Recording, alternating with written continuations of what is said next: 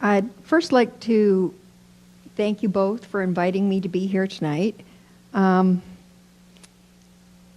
This is a topic that's very dear and near to my heart. As the girls have expressed to you already, I'm a person living with dementia, and I received a firm diagnosis at the age of 53. I'm now 58 years young. I was still very high functioning and independent at the time of my diagnosis. The thought of losing my license was devastating. I was going to keep my license no matter the cost financially. I would take the test through the Ministry of Transportation and pay out of pocket if I had to, because I wasn't going to lose that freedom. And yes, I still have my license to this day, and I still have a fear of losing it. I think that comes from, it's my last straw of independence, and I want to keep it. I just happened to be one of the lucky ones whose doctor was very supportive and did not take my license because she did realize I was still high functioning. With my background as a nurse, I'm very safety conscious. So I made a plan to go out driving once a month with some of my family members so they can keep an eye on my driving. This also opens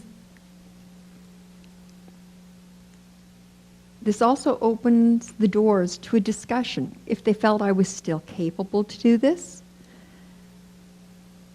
I also agreed that if they said I wasn't capable, I would hand over my keys. To me, this was a good solution for the problem at the time. Once I was started on medication and the fog I was in lifted, I became more aware, and I realized how unaware or the lack of insight I had about my own state earlier on. I became more aware of the consequences of my actions. I started to think of the ramifications of driving with dementia. The one thing we also have to take into consideration is that most people... Sorry, I lost my spot.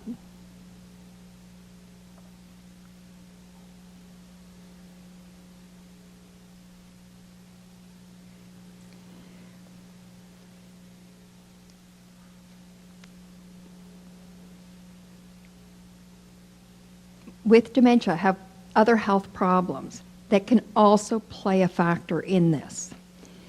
Some of the questions I started to ask myself and some of the actions I implemented are, I would not take any of my grandchildren in the car. If I had to go out with them, then it meant one of my family members would have to drive us. This has ended up working very well.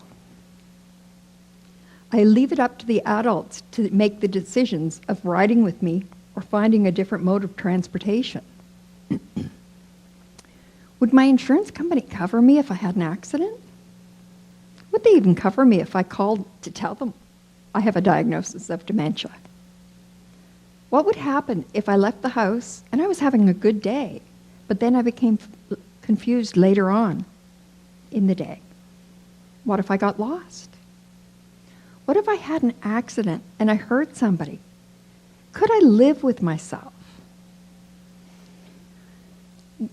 When will I know it's time to give up my keys? If I still have enough awareness of my condition, will I know when it's time to stop driving? We are all well aware that living with dementia is like a roller coaster. You have good days, you have bad days. You have foggy days, and you have clear days. We also know that that cycle of the roller coaster can speed up or slow down. So it can happen in hours or days. I become very aware of this, and again, I became very good at realizing if I was able to drive. Then one day I had an epiphany. I think I shouldn't be driving. There are many ramifications that I had not even thought about. There's a condition called anosognosia. That's the denial or unawareness of an impairment or a disability. There's the mental alertness. the reaction time, the vision impairment that comes and goes with dementia. There's the inattentiveness and the startle response. These are just a few. I'm sure there are a lot more. So do I have my license? Yes, I still have my license. But what I'm finding more recently is I'm driving less and less. I only drive during the day. I have to be at the top of my game that day. Otherwise, I have a family member drive me. I don't drive at night any longer. I prefer to have my husband drive me everywhere nowadays. And on days that I do drive, I have specific routes that I usually take. They avoid highways and they avoid major roads. I've just found easier ways with less traffic to get somewhere if absolutely have to go. Do I think this is wise? If I think about it, probably not. I might consider giving up my keys. Yes, in my heart, I know this is the right thing to do. In my head, I don't want to give up that last piece of dignity and freedom, whatever you want to call it. I don't want to give it up yet. I guess it comes with what happens to us. When we are diagnosed, we start to lose a lot of things in our lives, like friends. We lose control of certain things. I guess this is my last ditch at holding on to something. But I'm starting to be aware it's time to give up driving.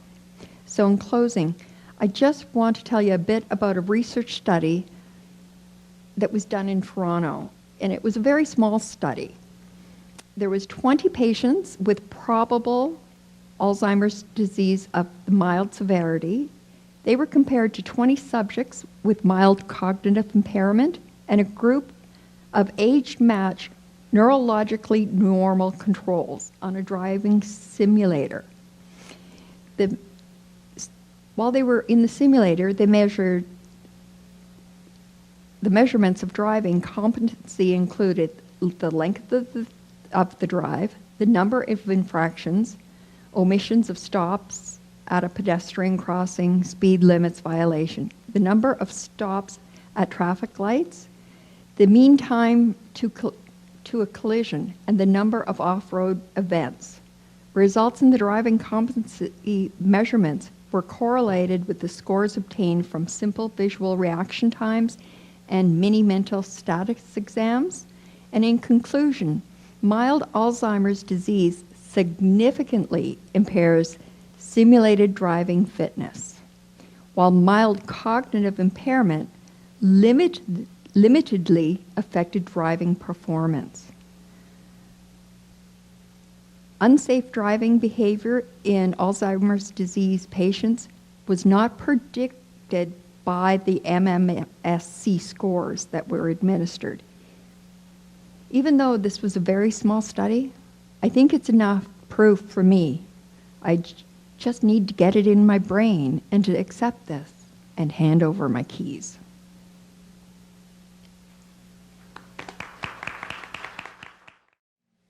So good evening, everyone.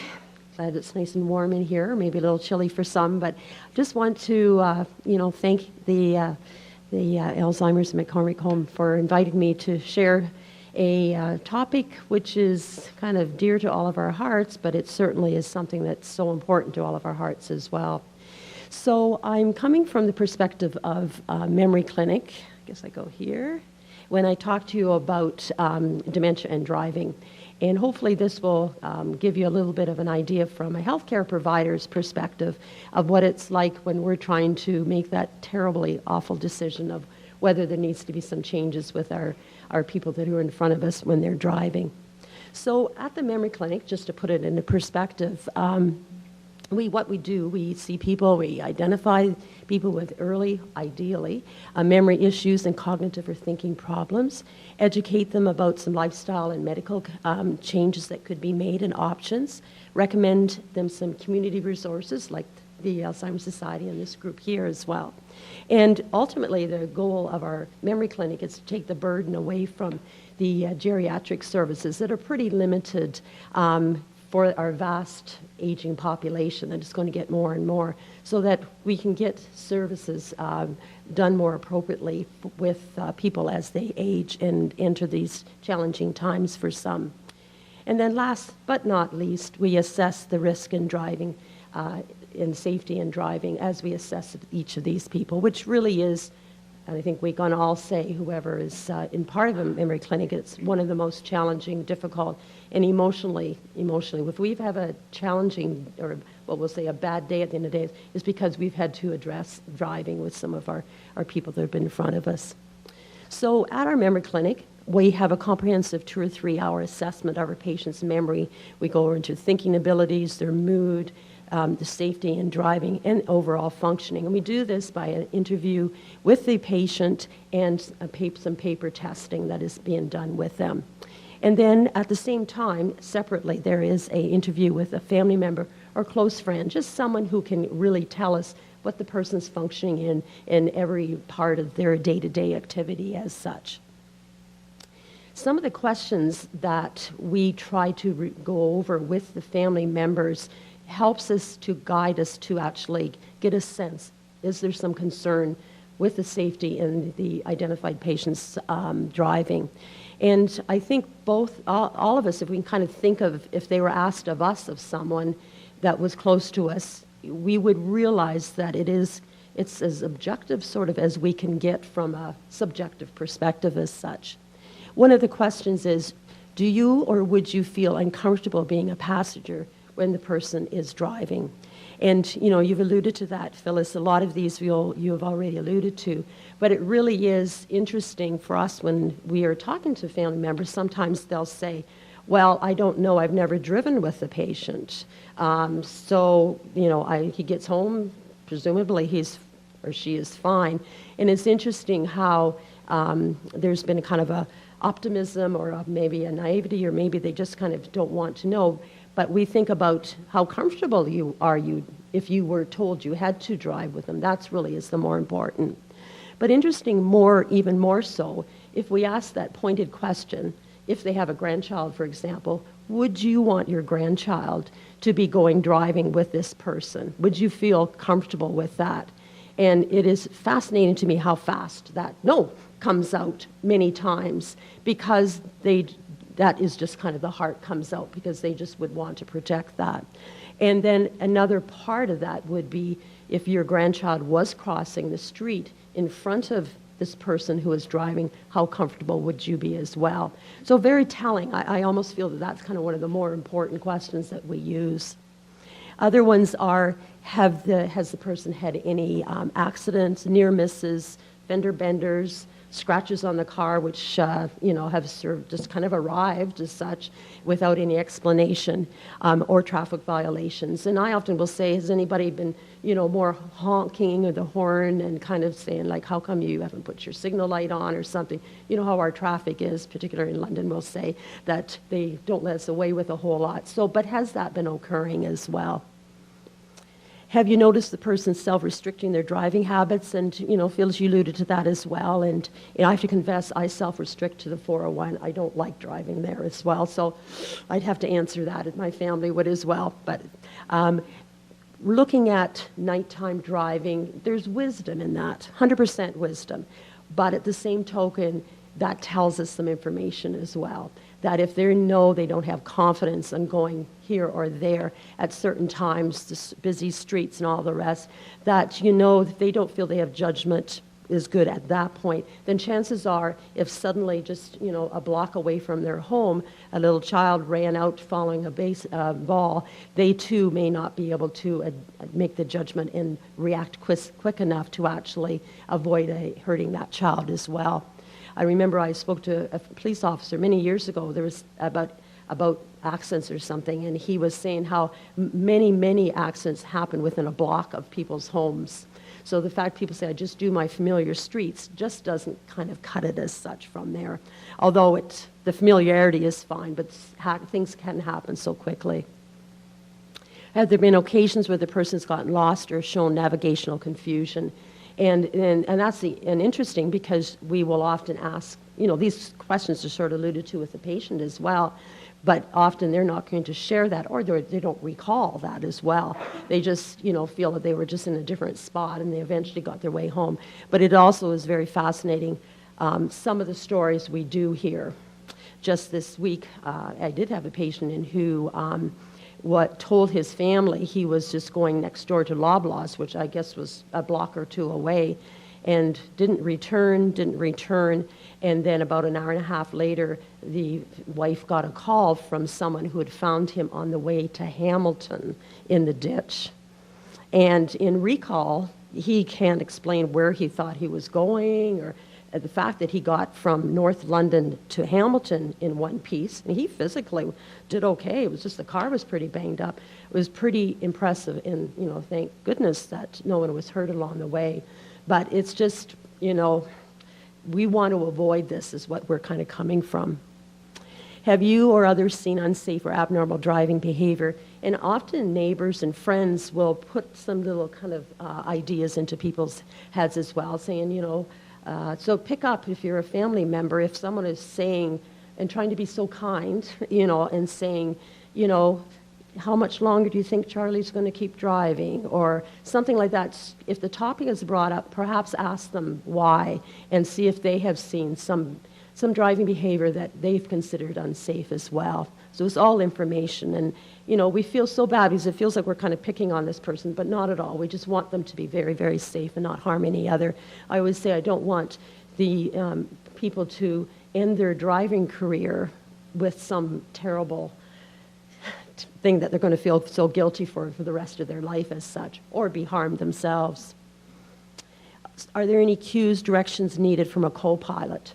And many times we hear this, and couples are just so wonderful. They've lived together for 50, 60, 70 years, and they can almost interpret everything as they go through life. And they will just say, well, no, he drives very well. I just have to tell him where he has to go and when to turn and put his blinker on. But he's the best driver, never had any problems, never had any accidents. So we know they're good as a pair, but not so much maybe one-on-one. So these questions do really kind of bring to light any concerns we have as well. So again, back to the memory clinic, after we've got this information both from the patient and from the family member, then we as a team will meet and we will put all of the information together. We have been taught it's called a clinical reasoning model through the Dr. Linda Lee, who has, kind of orchestrated all of these memory clinics across Ontario. And then we can actually assess then where does the patient fall on the continuum of cognitive decline, if so. And then we will be looking at the specific testing on the paper, and specifically, along with all the other things we had talked about, look at driving safety as well. So the cognitive continuum, I think of so many things in health as like you got two ends to it. You got normal, healthy, the best ever, and then not so good on the far end. Then there's lots in between as we change. So the same with dementia and cognitive function as well. So we have normal aging, which is we all can know that things are changing as we get older, maybe slowing down, maybe things are just not going in and staying just as long, and they take a little while to come out again. I think maybe most of us can remember going into a room and saying, I'm here for something, but I just don't know what it is. And you have to almost go back to where you were to actually remember what it is. And then there can be times we can go and meet someone who you just know so well. But do you think you can think of their name right then and there to introduce them to the person you're with? No.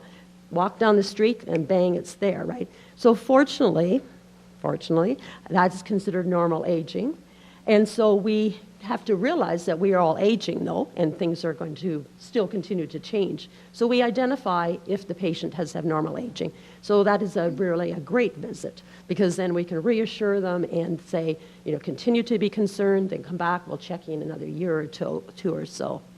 Then we have mild cognitive impairment, and Phyllis, you had alluded to that on the study as well, where they looked at that. So it is not officially been deemed to have dementia, to meet the criteria for that. But there are some changes. So not really normal aging, but there have been changes. And mostly it's the functioning. They may have some paper changes. The testing may not be pristine, but they're still, from all the information we have gathered, the functioning is still intact. And then we have the good old dementia, and there's mild, moderate, severe, as you will see on those spectrums. And that is where not only do you have the testing has been not where it should be ideally, but there's also some functioning changes as well, and I'm going to describe that a little bit further down the road. So when we're talking about driving safety specifically for the person who has been deemed to have normal aging, we still address the driving. They've done the paper testing to look at the safety in that, and we just say, you know what, so far so good, continue on driving, we don't have any concerns, but think about when you need to retire from driving in the future. We have to retire from our jobs, we have to retire from this and that, so then we really need to kind of think about it, and we talk about how things change and to be really more self-aware, and then asking the family members as well to be aware. And I really kind of think of how nice it would be for me to decide when I want to stop driving, rather to then be told that I have to stop driving. There is a kind of a control and a kind of a freedom with that too. And so we kind of offer that. Think about it. Don't kind of just wait until you are being told, because I think that's when it's difficult. And so some people will actually report to the Ministry of Transportation themselves and get a little money back on their license as well and their insurance, and say, I'm giving up my license and I won't be driving anymore. And then they don't drive anymore, and they're free and they can feel really good. No, nobody told me I had to stop, but I chose to. There's a freedom in that. So the police, if something does happen, they have the authority to send a report to the Ministry of Transportation, your physician, healthcare provider, your optometrist as well, and it's mandatory, which we'll talk about again, but it really, I really say, think about it so that you can make that decision is important. And I just threw this in because I find this quite fascinating, is that this is in 2012, so we've got a few years since then, and you know how the price of gas has gone. So I imagine the cost is higher, but it costs $13,654 per year to operate a mid-sized car based on 32,000 kilometers driven per year. To me, that's a lot of taxi rides, Uber rides that you could do, not having to worry about any of the safety issues as well. So if finances is kind of part of it, that might be something for you to think about as well. So if we determine this person does have mild cognitive impairment or mild dementia, so they just moved into a few early stages of some functioning, but it's quite mild, but the paper testing does show some abnormalities there. And if I should back up. If the paper testing shows that they're normal, and they haven't had any abnormalities on the paper testing, but there have been some changes in their functioning so they've been diagnosed as dementia, or if they have mild cognitive impairment. If their paper testing is normal, then we'll say, good, so far so good, but they will need to be tested again in 6 to 12 months, because we know it can be very progressive, as you know, and so we want to catch it early before there's any issues. So depending on our gut feeling of how soon we need to repeat these testing, it may be 6 months, maybe 9 months, and maybe 3 months, depending as well. But they do need to be followed up very closely, even with those two diagnoses. I have some people with mild cognitive impairment who are quite stable. It's not everybody, about 25% don't move on to dementia.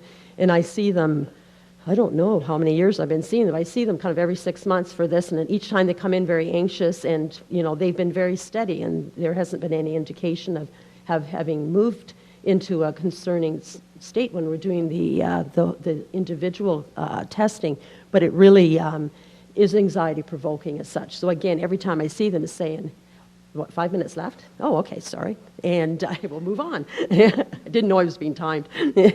So anyway, you got the idea. So if they're abnormal, so if we have the on-paper testing shows it's abnormal, We know that there's 7 times risk of having a vehicle collision. 7 times risk with that. So that shows that there are some people at the memory clinic, we won't even have them come drive home from the appointment. That's how worried we are as well. These findings need to be reported to the Ministry of Transportation, and they need to be, when we tell them they need to retire from driving then and there, they may need to repeat the testing. Let's say they had the worst migraine in the world the day they came in for the testing. That's not fair. We'll just repeat the testing. Or they should be referred on to the drive-able testing, which we'll talk about. And they can challenge this, if any of our decisions, by doing the drive-able as well. And this drive-able test is what Parkwood has, and many people are likely aware of, that what we use is our Fitness to Drive program. And it does cost, unfortunately. That's the negative part. It's a personal cost, $550, but it is tax deductible. They'll send a report to the ministry, and they will inform the person right at the time after they've done the testing paper, as well as on road with an occupational therapist, whether they are considered safe to drive and what their report will be. If they do pass, they will need to be followed up in 6 to 12 months, likely with drive-able again, paying it again as well. So if they have moderate to severe dementia, people who are diagnosed with it are considered to be unsafe by the ministry. So we do the report to them, and there's very little chance that they will likely disagree with what we have, information we've given, and they likely will be telling you that you should not be driving and be suspended from driving.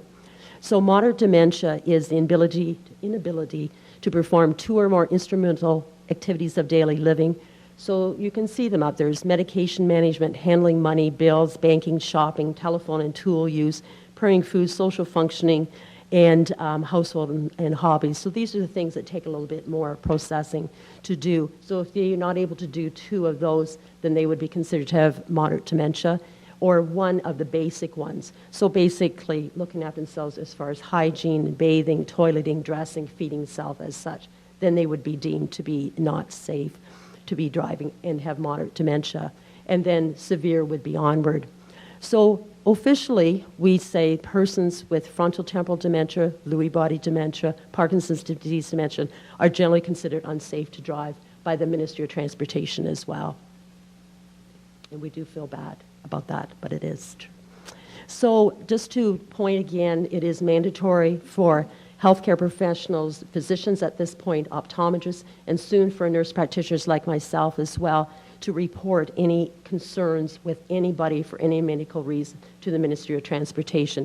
I liken it to child abuse. If somebody comes in and you think a little child is being abused, there's just it supersedes anything. We must report that. This is a legal obligation.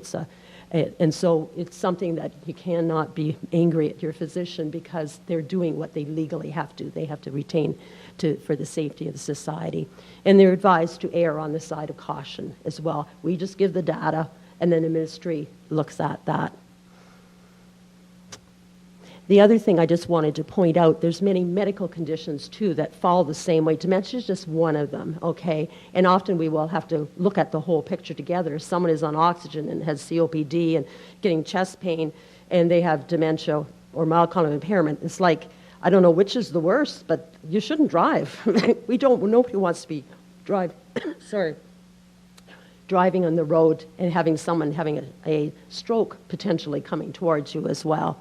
So this is your dementia and Alzheimer's. You can see how it's just one of the many ones. Alcohol, seizures, there's many, many that we are supposed to report. So what happens after a report is made to the Ministry of Transportation, based on the information submitted, a medical team of the ministry will review it, and then they will determine whether they're safe or not, and they will then contact the person by mail with the outcome and the recommendations as such. And that's not Sasha, but I thought that was pretty cute.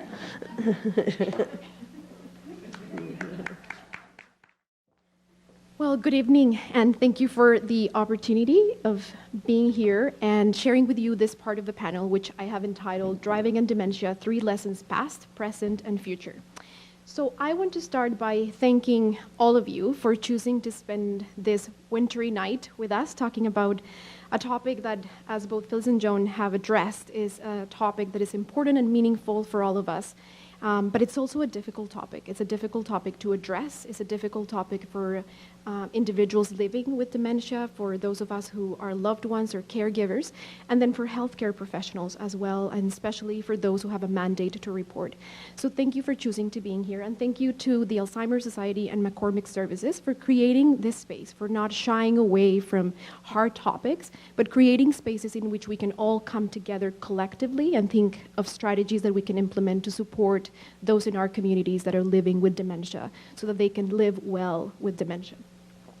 I also want to thank Dr. Jan Polger, who's a professor in the School of OT, and she fortunately sort of channeled this invitation to me because she knows this is a topic that I'm very passionate about and that is actually the basis of my research program. And then I also wanted to tell you and thank all the researchers and clinicians that have dedicated their life's work to enhancing the body of knowledge around driving rehabilitation. It has taken a lot of resources, a lot of time for us to be able to understand better what driving with dementia looks like and how can we support people that are living with dementia. So I thought it was very fitting that because we're talking about driving, that we should have a roadmap. So this is the roadmap of what I want to share with you today. So first are 3 things we know from the past. So what has the research taught us in this past few years? And I want to share with you some of the insights that we've learned in regards to driving and dementia. Then 3 things we need, and my hope here is that I'll be able to provide some practical resources. So things that you can do if you're living with dementia or your loved one is. So what are some resources that are available to identify risk early, to have positive conversations around these topics? And then 3 things to look forward to. So I also want to leave you inspired and hopeful that there's a lot of research out there that is looking at new things and innovations and supports. So I was hoping we could close with 3 things that the future holds for us in regards to driving and dementia. So let's talk first about the 3 things that we have learned. The first one is that driving is a vital component of social participation in our societies. And I just want to ask you, for those of you who are here, and then those of you who are watching us online can also think about this, but by a show of hands, how many of you have a driving license? Yeah, that's nearly 100%. And I don't think that is just a coincidence. It really is a reflection of how much we need driving for different things. So let me show you this. In a recent survey that was actually published last year, that surveyed more than 3,500 people, over 55% of them said that they were planning to drive beyond the age of 80. So that is the general population. And I think that really shows how important driving is to us, all the things that it enables us to do. So the other thing that the research has shown to us is that driving cessation, so stopping driving, has often been linked to depression, to overall health declines, and to earlier admissions to long-term care. And that doesn't necessarily have to do with driving cessation itself, but with the way that we are enacting that as a society, the way that as a community we're providing supports or failing to provide adequate supports. And then finally, the driving provides us with the opportunity to do other things. As occupational therapists, I often tell my students, driving is the occupation that enables other occupations. So you get to go visit your loved ones or volunteer or work or engage in the things that are meaningful to you. And that's why driving is so important. The second thing that research has taught us is that dementia negatively impacts driving performance. And Phyllis showed this, but let me show you what we know now. We know that people living with dementia have a 4-fold increase in the risk of collisions for every 1,000 miles that are driven per week. So we know now that there is an increased risk for collisions. We also know that individuals living with dementia are more likely to fail an on-road assessment when compared to older adults that are matched in age and that do not have the diagnosis. And then finally, that they also make what we call more driving errors, which is executing maneuvers when driving that are not appropriate or safe. But we have also learned from the research that a diagnosis of dementia does not mean that a person must stop driving immediately. And in this month of awareness, it is really important that we also fight that stigma too. A diagnosis doesn't mean driving cessation immediately. It means supports adequate resources, it means important conversations, it means a network of healthcare professionals that are there to help. And it just means preparing, but it does not necessarily mean that the person needs to hand on their keys, and the research has supported that consistently. So let me show you in regards to that what we know. Many persons with mild dementia may safely continue to drive over several years, and that has been consistently reported. But even in the general population, increase of people with dementia, increased severity predicts shorter times. So obviously, the more severe the dementia is, the shorter time it will be until that person decides or needs to or is required to hand over their keys. And eventually, we do know that individuals with dementia will need to transition away from driving. So that is something that we do expect as the cognitive continuum, as they navigate the cognitive continuum, but it does not need to happen immediately. So then, in light of that, and in light of everything we've shared, what do we do? So what now? What resources are available? So here is where I'm hoping to give you just very practical resources. So the first thing we need to do early identification. How do we know if we're at risk? Is it just paranoia? Am I actually having any difficulties? So let me share with you 3 resources that are available. The first one is the Fitness to Drive screening measure. It's an online, completely free tool that it's designed to be completed by a caregiver or a loved one that has driven with the person in the last 3 months. It has a Canadian version. It was developed by Dr. Charlene Klassen and her colleagues, so both at Western University and at the University of Florida. And it takes about 20 minutes to complete. It walks you through a series of questions about that driver. It even has videos that you can complete. And a lot of research has gone into this tool. It wasn't specifically designed for people living with dementia, but it was specifically designed for older adults in general. And it might be a starting point to complete that and know. One of the great things about the FTDS is that after answering the questions, the FTDS is going to classify that driver as a at-risk driver, a routine driver, or an accomplished driver. And based on that classification, it will give you resources and recommendations. It will actually say, we would recommend that you go see the memory clinic or an occupational therapist for a driving assessment. And you can print out that report and bring it to the healthcare professional and say, I completed this online tool and these were the results. And that may give information to the practitioners as well to know how to support you better. The next one is the Driving and Dementia Toolkit. So it is also available online. You can just search it in any browser and you will see it. It has 3 editions now. It has been an initiative developed by a lot of researchers. And one of the things that I really like, it has a healthcare professional version and then a version for individuals living with dementia and their loved ones. And it has checklists. It will ask you specific questions about the things that you're feeling or that you're concerned about regarding your driving, and you can actually complete the checklist, and it will walk you through a decision tree. So it would actually say, if you said yes to this, then here's where we are in the decision tree, and it will tell you whether you need to be looking for more supports. So that's something that you can access, it's completely free, and it's available online. And then the third one is the Dementia and Driving Resource Center from the Alzheimer's Association in the US. And one thing that I really like about this is that they have this resource right here, which is around supportive conversations. And so they have a series of videos where they have different loved ones and people living with dementia talking about some of the things that are concerns to them and how to address those concerns in a way that is positive and supportive. So if you're struggling with how to have this conversation with your physician or your healthcare practitioner, or even you as a caregiver are struggling to how to have this conversation with your loved one, you will find very helpful resources here. We also need a driving retirement plan, and Joan talked about this. But unfortunately, the research has shown us that current experiences of driving cessation are often negative for people. So there was a recent qualitative study that was published where they interviewed a number of people living with dementia who had been required to give their keys. And unfortunately, they felt that no one had adequately prepared them for this step, and that it was quite intrusive, and they were not ready. They had not put in place any alternative transportation options. And so it was not a good experience, and unfortunately, that has been consistent throughout the research, which means together, as a society, we need to do a better job in making sure that we understand that driving retirement is coming, most likely, for all of us. Like, we also know from the research that currently we are outliving our driving safety between 7 and 10 years, meaning we are driving 7 to 10 years more than we should all of us as a general population. And that means that if driving retirement is likely going to happen to all of us, we should prepare for it. We should prepare not just for people living with dementia, but for all of us. So just to encourage you, there's a lot of researchers now that are working on how do we prepare for driving retirement? How do we embed this in our current community structures, in our current governmental and legislation structures, and how do we make sure that there's adequate supports? And the next thing is to do that, to have a retirement plan. We need alternative transportation and community mobility.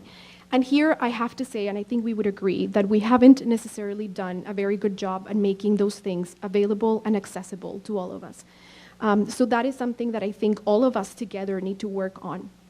But these are some of the resources that are currently available in the province. And some of you may already know this, but just in case, we obviously have public transportation. Unfortunately, there's a lot of advocacy that we need to continue to do.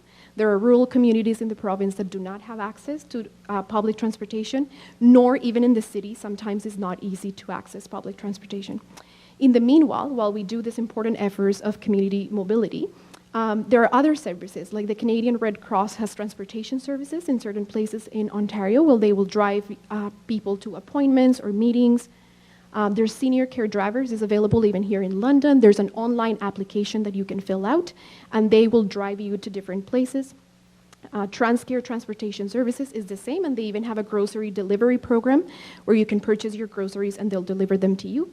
And then Meals on Wheels, which I think is perhaps the resource that we're most familiar with because it has been fairly stable and a really good resource for a lot of people. In the slides that are going to be available online, I have provided this website address, and that is a very good resource, I think, that the Healthline has put together. So they have every alternative transportation option that is available with information about costs, phone numbers, how do you book them, how long does it take to book them. So if that's something that is interesting to you or important to you, I encourage you to access it because it has very good information. So then finally, 3 things to look forward to. So this is very exciting. The first one is some of you may be familiar with CanDrive. CanDrive is an initiative of different researchers and stakeholders that was funded by the Canadian Institutes of Health Research. It is unfortunately coming to an end, but a lot of research has resulted of it. And as they share their results, we're going to have a lot of information to work with in understanding how to support individuals better. But one of the things I really like about CanDrive is they've engaged different stakeholders, including the ministry, in some initial early on conversations about initiatives such as degraduated licensing. So if you remember, when you started driving, you had to go through graduated licensing, meaning you had your G1, then your G2, then your G. And that meant you could drive. Some of you are being like, do not remind me of that. That was horrible. Oh, you didn't go through that. Okay. Well, now, the novice drivers, they have to go through different stages of graduated licensing, which means that at different stages, they can drive, but they have some restrictions. So if you're a G1 driver, you can only drive with a co-pilot who is fully licensed driver, for example.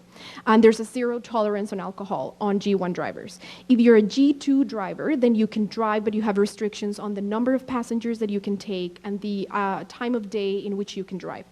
So actually fairly, like a lot of states in the US have degraduated licensing programs for individuals living with different diagnoses, and some of the provinces in Canada as well.